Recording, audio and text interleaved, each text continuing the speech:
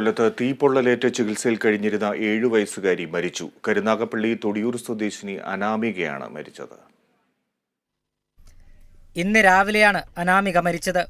കഴിഞ്ഞ മാർച്ച് 5-നാണ് മക്കളായ 7ഉം 2ഉം വയസ്സുള്ള അനാമിക, ആരവ് എന്നിവരെ തീക്കൊളുത്തിയ ശേഷം അമ്മ അർച്ചന സ്വയം ജീവനൊടുക്കിയത്.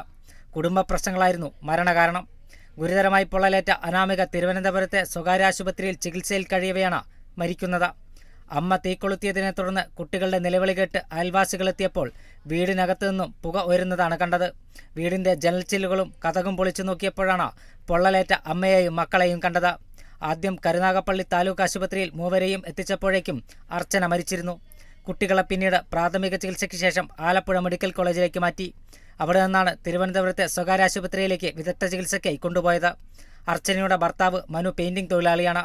പെയിന്റിങ്ങിന് ഉപയോഗിക്കുന്ന തിന്നർ ഒഴിച്ചാണ് മക്കളെ തീക്കൊളുത്തി അർച്ചന ജീവനൊടുക്കിയത്. പത്തനംതിട്ട സ്വദേശിയായ അർച്ചന സുഡാനിൽ നേഴ്സായിരുന്നു. കേരള വിഷൻ ന്യൂസ്, കൊല്ലം.